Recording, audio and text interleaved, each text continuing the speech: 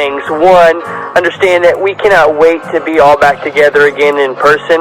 And right now, we are just taking it day by day, week by week, evaluating the healthiness of our staff, making sure that we're all good and healthy so that we can return together and all be safe and have a great time. So stay up on our social medias.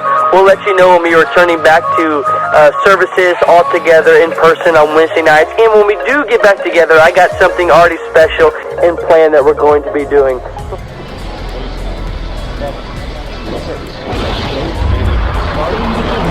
Start. 2, 1. Boost ignition and liftoff.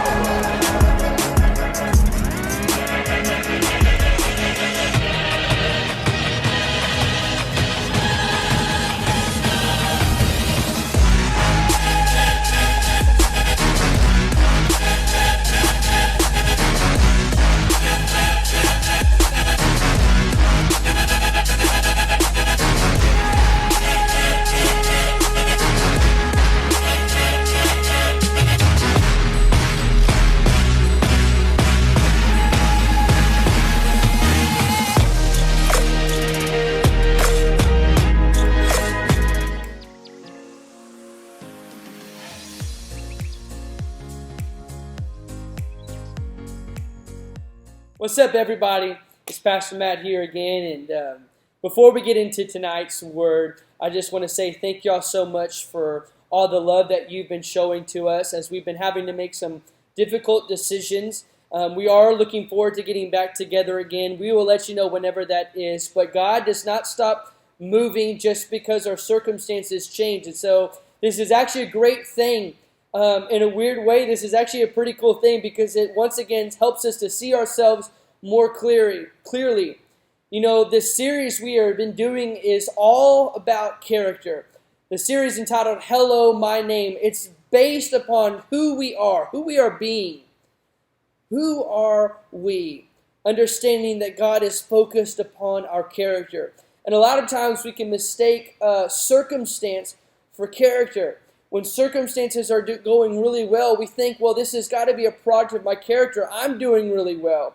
But as soon as our circumstances change, it will reveal what really our character is based out of. Is it really strong?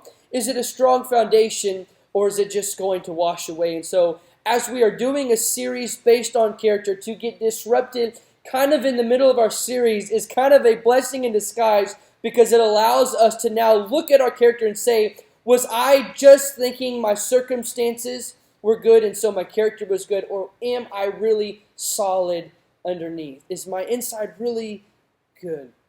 And so just to give a little recap of kind of some things that I just said and more what we've been talking about, this is a series that we've been doing, Hello, My Name Is. We've been taking Matthew chapter 5 and the Sermon on the Mount, the great sermon that Jesus would preach from Matthew 5 all the way to chapter 7, but we're specifically looking at the Beatitudes. And we started this series by talking about how Jesus had a heart for the multitudes. His goal was to seek and save the lost. He was there to reach everybody, to save everybody. But he had a method to how he was going to do it. And he understood that when we get this great Sermon on the Mount that he preaches, that its targeting audience wasn't the mass of people, but instead it was to his disciples. Jesus, he sees the crowds coming his way, and upon seeing the crowd, he goes up upon a hill, he sits down, his disciples gather around them, and then he teaches them. The key word being who he's targeting. He targets and teaches his disciples. And we said, well, why does he do that? And we say, well, it's impossible to obey all of the things that you're going to hear in this great Sermon on the Mountain. You'll never obey all of these things until you are already first obedient to him. And so what he needed is to take a few loyal people, his disciples, those who had already said, I'm obedient to you. You're king over my life, and so I'm choosing to follow you. And then he would teach these things to work on their character, that they might live it out and show the multitudes. His heart was for the multitudes, but to reach them, he took a few people that were already obedient to him, that he could teach these truths to, teach these characteristics, that they could then apply it and then show it. And we said the best way to reach your friends It's not by sending them a sermon online for them to listen to, but it's by you authentically living out an obedient life to Jesus and showing them this is what Jesus looks like. This is what he sounds like. This is how he acts. This is how he reacts. And we talked about how character, it is the sum and the substance of characteristics. That these beatitudes, the poor in spirit, those who mourn, the humble, those that hunger and thirst, the merciful, the pure in heart, the peacemakers, these are all characteristics that go in to make the perfect character upon which the kingdom of God is to be based.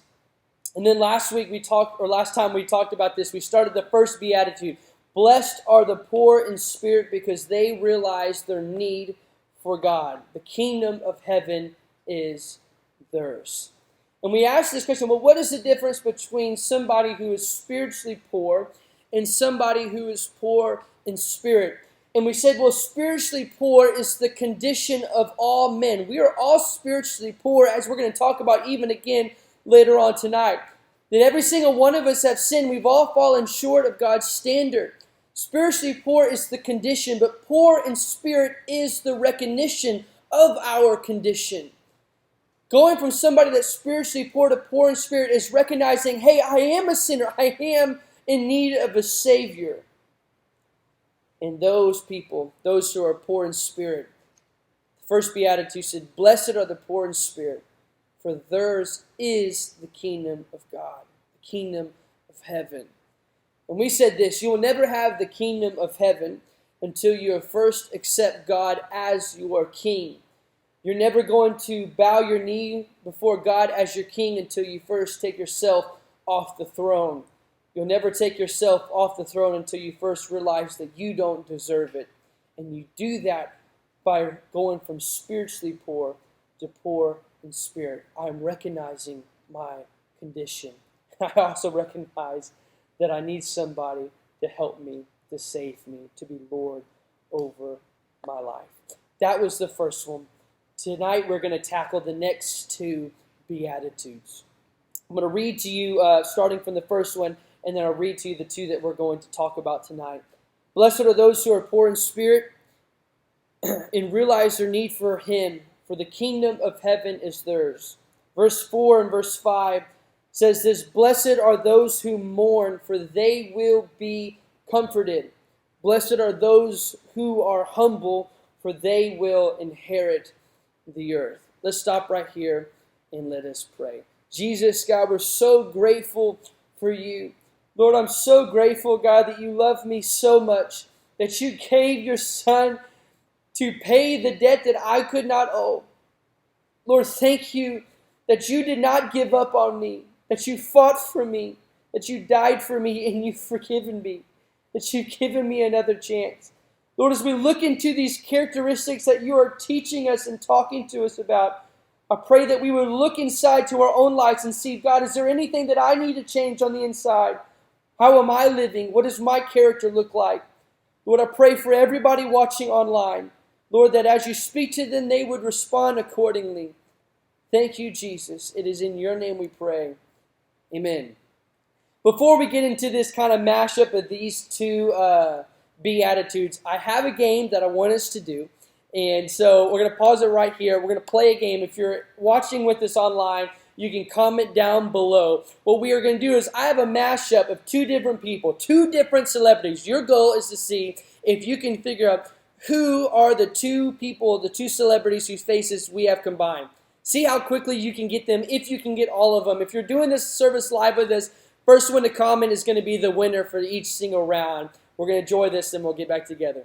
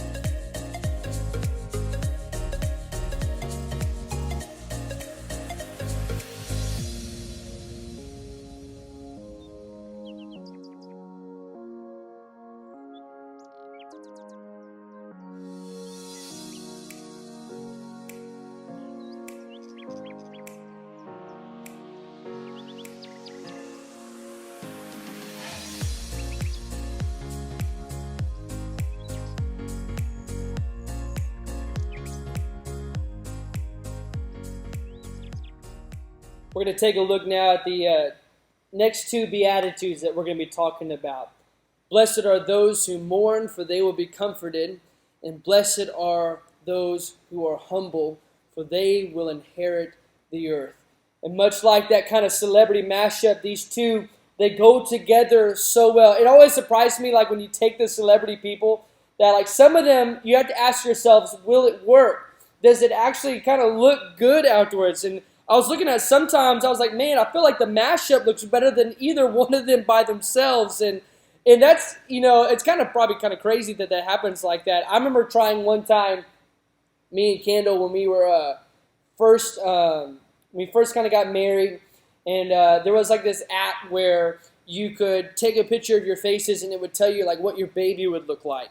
And it was so funny because I remember taking both the pictures of like myself, taking a picture of Kendall, like our faces, and then we put it in and it generated, and I remember seeing the picture and I remember praying, oh dear Lord, do not let my baby look like that.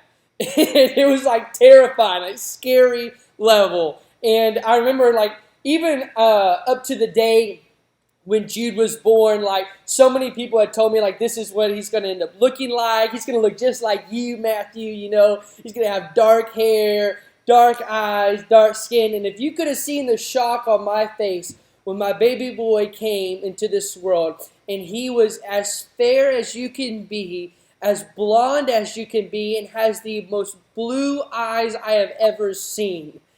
But, I mean, ultimately, I could never have picked anything better. I mean, I'm biased. I think he's the most handsome thing that's ever walked this earth, Like, he's perfect in my eyes as far as looks. But I'm like, I never thought that was going to be it in a little rabbit trail there. But here we have two Beatitudes that we're putting together, but they go together so perfectly. These are characteristics that we are applying to ourselves today. And what we see here is this. Before we go any further, let's start with the first one. Blessed are those who mourn, for they will be comforted. When you think of mourning, what is the first thing that comes to your mind? Go. Say it out loud. What's the first thing that goes to your mind? I don't care if you're in your room by yourself. You say it out loud, okay? Freak people out.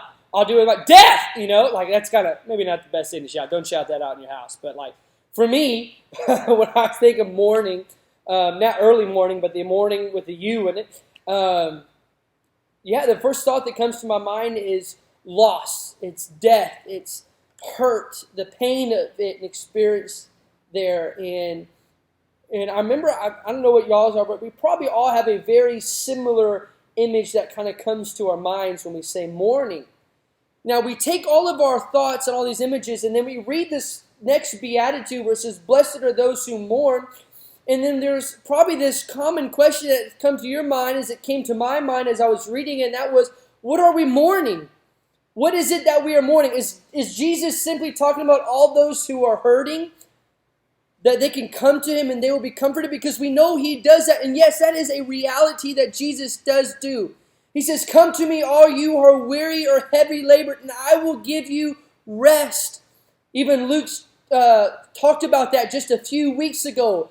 Come to me, and I will comfort you.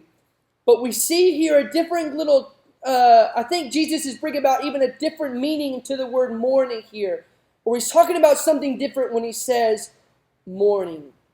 G. Campbell Morgan, who great Christian theologian and author, in one of his books, he was talking about the Beatitudes, and he was talking about the order that they come, first coming with poor in spirit and then to mourning, and how it actually all fits together.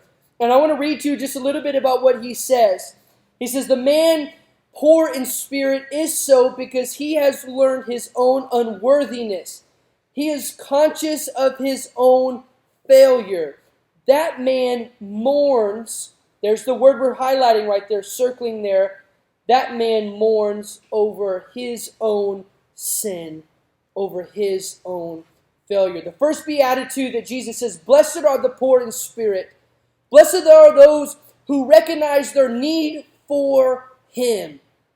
And then he goes from those that are recognizing those need for him, and he says, blessed are those who are mourning, for they will be comforted. G. Campbell Morgan says, the man mourns over his own sin. It's the mourning over his own failure. And so when we ask this question, what does Jesus mean? What are we mourning here? We are talking about the mourning over the sin in our lives. Anybody ever done that before? Anybody ever just sat down? If we were being really honest, I have. And maybe you didn't even realize you had done this before, but let me maybe share my little story and maybe you would relate to it.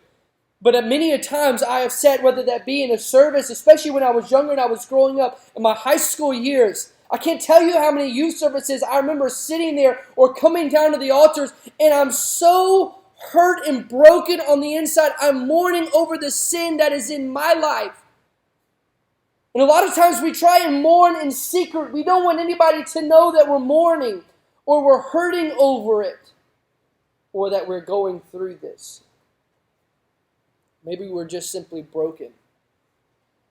Whatever that is. Jesus says, blessed are those who mourn, for they will be comforted. Rabbi Zacharias, who just recently passed away, when he was traveling around from university campuses all in the United States to talking to great world leaders all across the globe, to wherever he might be, he said, if you could write down a list before you get in, I could give you one question that for sure I know everywhere I went, this question would usually get brought up, and it was usually kind of the underlining question that all the remaining questions would then follow. And it was this question, why is there so much evil in the world? He said there was this problem of pain that almost everywhere I went, somebody would have a problem with pain. And they would bring it up. Why would God allow this to happen? Why would God allow that to happen? Their disappointment in God. Pain was this thorn in their side. Why is this happening? C.S. Lewis says that God whispers to us in our pleasures, but he shouts to us in our pain. One question brought up everywhere by Ravi. How can there be a God if there's so much evil in this world? And that's a big question to ask. But Ravi Zacharias, he would go on to say this. He goes, as big of a question as that is, I think there's probably an even bigger one. And he goes, the question that's really affecting us maybe is not the problem with pain, but it's finally recognizing the problem with pleasure. Not the problem with not the problem with pain, the problem with pleasure.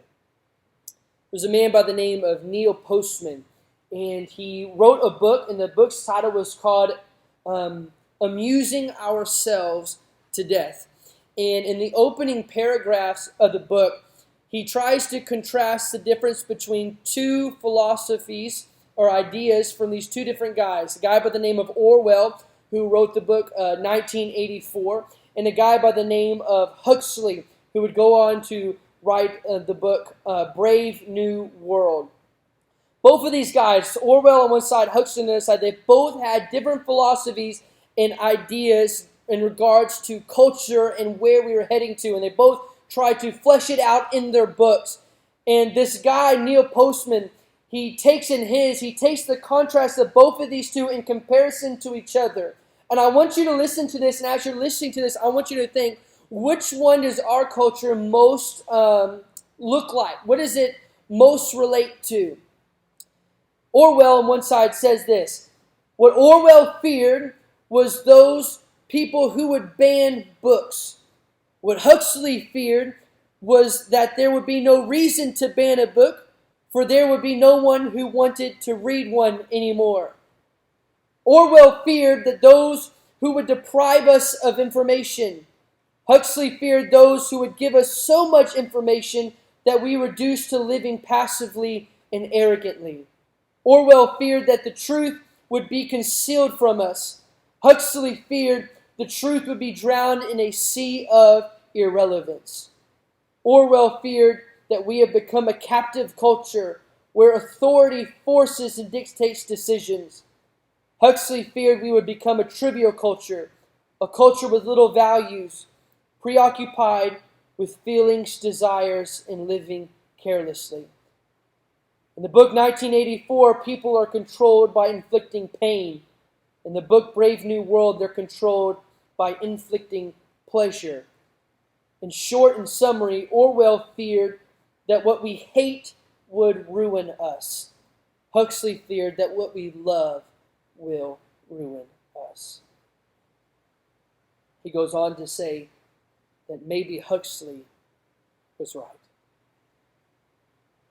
It's a hard quote to follow, but if you can follow, you can see the contrast between the two. But really, it could all be summed up what they're saying in the very end. Orwell feared that what we hate would eventually be the thing that would ruin us. Huxley would then say, it's the thing we love, what we love, that will ruin us. You know, it's not simply this problem with pain that is, really inflicting our culture, but rather the real detriment to culture, it seems today, is the problem with pleasure, rather pleasure without boundaries. It's interesting, if you look into the Old Testament, there's a book in there called Ecclesiastes, which if you've never read it, you should first try and spell it before you do it, see how close you actually get to. But Ecclesiastes is believed to be written by a man by the name of Solomon, who was king over Israel. A king who had more things in his possession than probably any other king in the history. In fact, even times he says, nobody in the history of Jerusalem has anywhere close to what I have. And I want you to listen to this. This is something that he is writing here. In fact, Ecclesiastes chapter 2, it opens up with this problem with pleasure. And I'm not going to read the whole thing, but you should read it. But I'm going to skip down to Ecclesiastes 2, verses 9. And Solomon says here, so I became greater than all who lived in Jerusalem before me. My wisdom had never failed me. Anything that I had wanted, I would take. I denied myself no pleasure. A man with boundless pleasure. He denied himself no pleasures.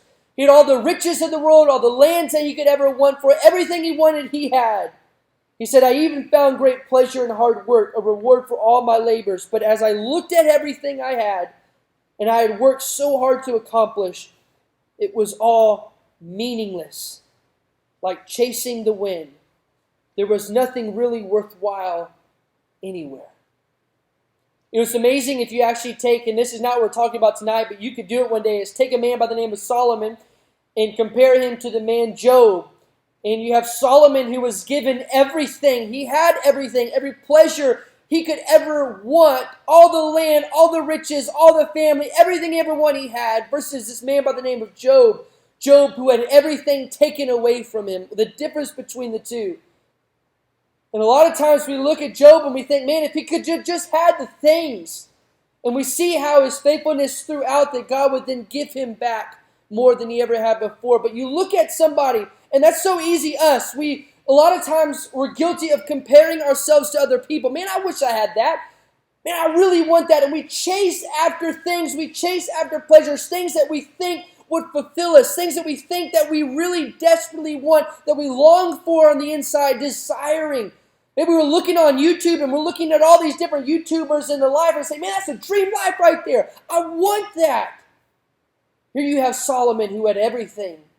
He denied himself no pleasure. And even through all the pleasures, he would finally look at everything he had accomplished and said it was like chasing the wind. It was meaningless. He said, really, I had nothing worthwhile. I was reading a book once. I can't remember the name of the book. But I remember a line that has stuck with me so much because it deals so much with this thought of the problem of pleasure. And in this story, you have a man who is so broken by the reality of his life, by the sinful state that he was living in. And he can imagine somebody who's fallen short many, many times, who has sat at altars many, many times. But you see in this book, or you read in this book, this prayer that he prayed. And I remember one line specifically. And in this prayer, he says, Lord, help me to hate the sin that I love. Lord, help me to hate the sin that I love. The pleasures, the things that he had loved, the recognition that these things are sin, and he's praying this honest prayer that probably a lot of us have maybe even prayed without articulating it this way. Lord, help me to hate the sin that I love. I know it's not good. This pleasure that I am fulfilling my life with, Lord, help me to hate it. Help me to hate the sin that I love. The biggest problem I think young people specifically face today, it's not the problem with pain as much as it rather is the problem with pleasure. You have to ask yourself, are all pleasures bad?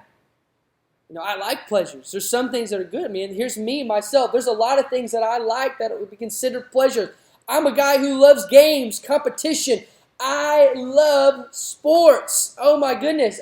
Free time, I love sports. All of these things will be considered quote unquote pleasures. And so you have this question, are all pleasures bad? And you would say, well, no, not all pleasures are bad. And then you would follow up by saying, okay, then what are the quote unquote right pleasures that we are allowed to have or should have in our lives? It's a big question. What are the right pleasures? How do I distinguish between what's a wrong pleasure and what's a right pleasure? What's a pleasure that could bring me happiness in a sense, or could bring me, refreshing spirit, or what's a pleasure that could bring destruction? Ravi Zacharias does a really good job in kind of quoting on how we can know what are quote-unquote right pleasures, if you will. And he says this: anything that refreshes you without distracting you from diminishing or destroying your final goal is a legitimate pleasure. Anything that refreshes you without distracting you from or diminishing or destroying your final goal is a legitimate pleasure. Without destroying your final goal. See, pleasure is really tied into our purpose. And even in this statement that is given by Ravi Zacharias here, we see here pleasure, but we also see at the end of it tying in with our purpose. What is our final goal? What is our purpose? And depending on what your purpose is, will depend on what pleasures you are putting in your life. There are people that are having a whole lot of goals in their lives. Man, I want to be this, I want to be that. And based upon what it is that they're chasing after, what the goal of their life is, then you can then see what pleasures they are putting in their lives. Ravi says, a right pleasure is anything that refreshes you without distracting you from diminishing or destroying your final purpose. That is a legitimate pleasure.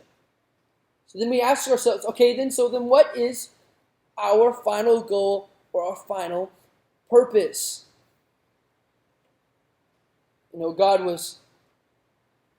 Jesus was asked once when he was on this earth, what is the greatest commandment? Moses had given 613 laws. From those 613 laws, we find that David would reduce them down to 15. Isaiah would then reduce them down to 11. Micah would then reduce them down to 3. And then one day Jesus is asked, what is the greatest commandment? The greatest law? And Jesus reduces it down to 2. Truthfully, 1, because they kind of, come together. And he says you must love the Lord your God with all your heart, your soul, your mind, and your strength. And then you are equally as important. You are to love your neighbor as you do yourself. Upon these two hang all the laws of the prophets. Jesus reduces the greatest commandment to loving God with all of our heart, all of our soul, all of our mind, and all of our strength. Why am I saying that? It's because everything in this series is dealing with us and dealing with the area of our character. We have here the opening up from the very beginning, Jesus, as he's talking to his disciples. He's teaching them. Why is he teaching them? Because they were already the ones who had chosen to be obedient to him. He's teaching those who had already said, I'm going to follow you. I'm going to do my best to follow you, Jesus. So he's teaching them that they might apply these characteristics to their lives, to live them out, to impact the multitudes. Understanding here, he's saying it like this. We all have a purpose, whatever that purpose might look for in our life. But God also has a purpose for us. When we come to make Jesus king over our lives, it's taking my purpose and aligning it up with God's purpose for my life. But God's purpose always has boundaries. And in God's mission statement for your life, you have to first put it under the pretense of knowing that, one, we are to love God first and foremost with all our heart, soul, mind, and strength, and love our neighbors as ourselves. What am I trying to say? I'm trying to say this.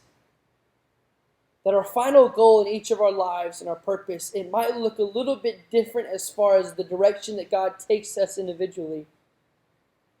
But truthfully, what it's trying to accomplish is going to be underneath the same parameters.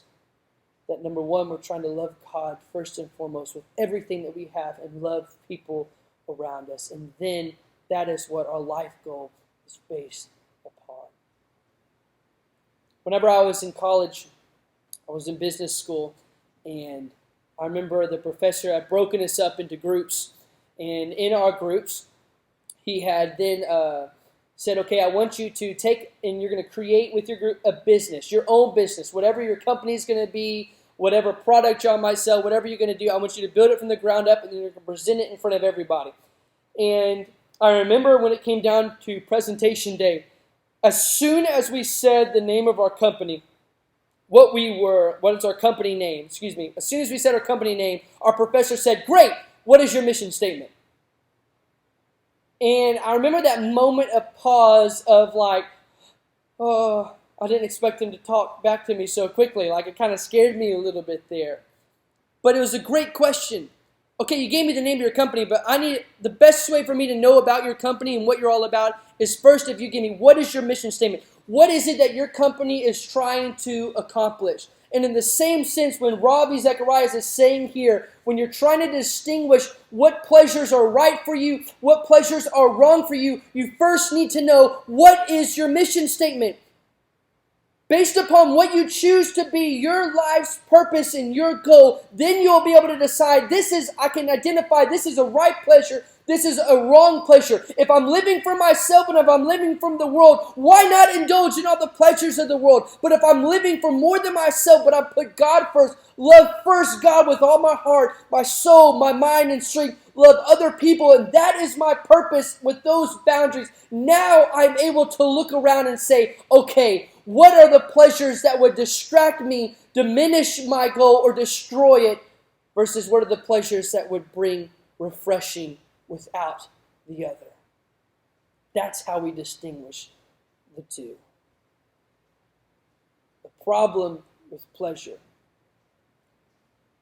How do we distinguish between the right and the wrong? Answer this question. What is your mission statement for your life? In fact, one of the questions I'm going to have us do at the very end is to take a piece of paper and a pen and write down, this is my mission statement, or what is my mission statement for my life? I don't know if you've ever even done that before. You may have never done that before, maybe even never heard of something like that before, but I want you to do it. What is the mission statement for your individual life? Don't give me your family's mission. What is your personal, individual mission statement? And then I want you to write down, what is God's mission statement? And I want you to see how they connect. Do they connect? Where do they connect? It'd be really cool. I got to move on. Sorry, I'm going a little too long here. You know, it was a story of a father and daughter. And the story goes like this. One day there was a young man who was going through the town. He was a handsome young man, but he also was known as the kind of the playboy, if you will, of the town. And he saw this man's daughter, and he asked her out on a date. And this daughter then comes back to her father, and she goes, I have a date with this guy tonight. And when her father learns who this date is with, this guy, who though he might be attractive on the outside, on the inside, he was filthy, and he was evil, and he had this reputation about being this kind of playboyish kind of lifestyle. He had ruined a lot of young girls' lives, for lack of better words. And the father then looks at his daughter and says, you cannot go on a date with this guy. And the daughter is saying, whoa, whoa, whoa, whoa. No, I'm going to go, Dad. I know what you're saying, but I'm going to go. And the father again pleading and saying, please, listen to me. Do not go on a date with this guy. And she says, I am going to go, Dad. Finally, Dad says, okay, but before you go, I want you to do one thing for me. Over there at our fireplace, I want you to go over to it. I want you to pick up a coal. And I want you to just hold it in your hands for just a brief moment. And the daughter looked at her father and she goes, why do you want me to do that? And the dad says, don't worry about it. I just want you to go and do it. And he goes, you don't have to worry. The fire has been long gone. You are not going to get burned. And she replies, I'm not worried about getting burned, Dad. I'm worried about the coal staining me. Staining my hands, staining my clothes. And then the father pauses and says, that's exactly what I'm trying to tell you. One night may not destroy you in the company of the wrong person, but it could sure stain you and mark you in a way that you'd wished you had never entered into that friendship on that given night. I think a lot of times we look at pleasure and we say, what's the problem with pleasure? And it's not going to kill me. It's not going to destroy me. The lesson this father was trying to get over says that you may not think it will destroy you, but it will for sure stain you. When we talk about pleasure, we're talking about the wrong kind of pleasure. I have no doubt that even listening to a story that this probably connects with all of us, and the reason why is because all of us have been stained by sin. That's just the reality of it. Some of us are still being stained by it though daily. Some of us, when we were sharing this story, you were thinking back to an evening, a specific night, a date, a habit, a conversation, a look, an internet search, whatever it might have been.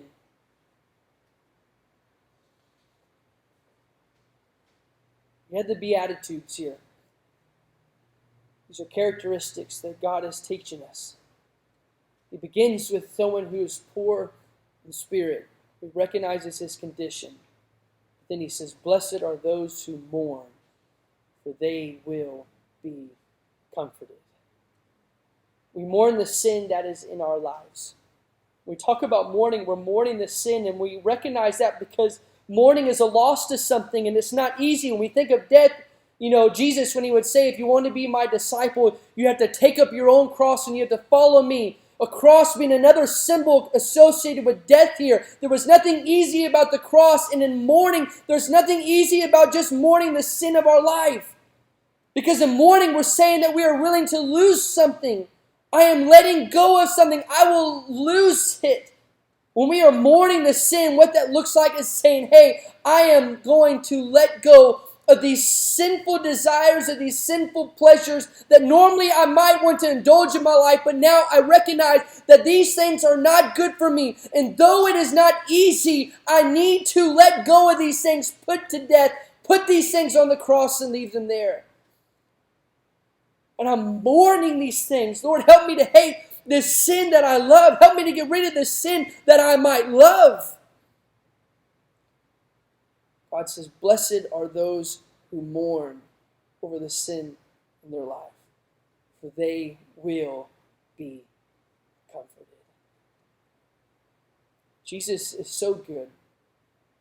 And the thing that separates Jesus from anybody else is his grace, his mercy, his love, and his forgiveness. I could not stand here today without those things. As Isaiah would say when standing before a holy God, I'm a sinful man, sinful lips that lives in a group of sinful people. And in the same sense, even myself, I stand before you even on the screen, and I'm similar to you. We've all been stained by sin.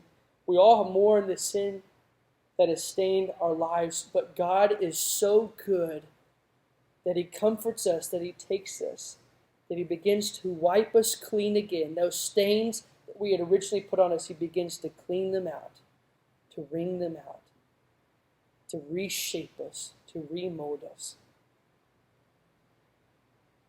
Then begins to forgive us. That's the kind of God that He is. I said that these two things, they mash up so perfectly together, the two Beatitudes, because they really do. The first one, blessed are those who mourn, for they will be comforted. And then the next one, blessed are those who are humble, for they will inherit the earth. You know, it's interesting, in the first one we have the loss. Mourning speaks to the loss of something. Mourning, the loss of what we had desired, our sinful desires. We are losing those things. In the first beatitude that we have right there, in the mourning one, we have the loss to something. But right after that, we have the gaining. In one we lose, and one we gain. And it's crazy how Jesus, He does this, but He's so specific. He goes, hey, those things that you thought were going to bring you fulfillment in life, recognizing that those things aren't good for you, when you give them to me and you say, hey, I'm mourning the sin over my life. God, I'm giving you my sin. You can't help be humbled by the reality when you stand in front of a holy God. Holiness always brings about humility. And when you stand before a God who is holy and perfect, you can't help but recognize how imperfect you are. And then coming to God with your imperfection and recognizing, saying, God, I'm mourning because I'm a sinful man, I'm a sinful person, but I want to be still used by you. I love you, God. I don't want to desire this. Then God says, perfect. Now I can use you. Now you are ready. In one sense, it seems so difficult because you're telling me, God is telling me I have to let go of some pleasures. And in the mourning process, all we can see is the loss. But right after that, when we're humbled by the reality of who God is and who we are in comparison to Him, He then says, blessed are those who are humble, because they will inherit the earth. These two, they mash it together perfectly. C.S. Lewis has a great quote that says this: when we aim at earth, we miss heaven. But when we aim at heaven, we get earth thrown in. If we aim simply at just the pleasures of this earth, and that is our fulfillment, our purpose, how much pleasures can I get? I want to indulge in everything. Then what we'll find is a lot of times we'll miss heaven. But blessed are those who mourn, and they aim at heaven and say, God, I'm choosing you. When you aim at heaven, you get earth thrown in. God is so good. Blessed are those who are humble, for they will inherit the earth. I'm going to leave you with this final little story real quick, and then I have a few questions for you that you can do on your own. You know, when I was growing up, I mentioned maybe before, but I absolutely loved, I love sports. And when I was in high school, and sports, it was so important to me. So important to me. I loved to compete. I loved the competition. But I remember that I quickly started changing my identity. And I started finding my identity more in pleasures than I did in God. And I remember the moment that season of my life ended. And kind of like Solomon, it was just looking back and saying, it was fun. I don't regret it. But in the lines of eternity, what did I gain? It would have been one thing if I would have been really intentional with those pleasures, and I didn't let those pleasures distract me from my final purpose, which would have been trying to reach out to as many people to save as many of my friends for Jesus. It would have been one thing if I could have looked back at that time whenever I was in high school and in my wrestling season and says, man, there was a pleasure, but my pleasure did not distract me from my purpose, and I was able to not just win maybe, tournaments and all this stuff, but I was able to win my team for Jesus. Then I could have looked back at it and said, man, that was worth it.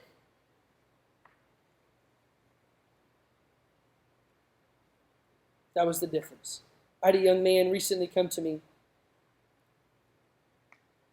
I've never been so proud of him. And he said to me, he was debating what he was going to do. The stud kid, beast in sports. Just a little bit, now I'm not going to say it. Beast in sports. And we had a conversation, and I remember afterwards just going home and saying, wow. Because he said to me, he was like, I'm debating doing sports this next year. I was like, really, why? He was like, because I don't want anything to take me away from this right here.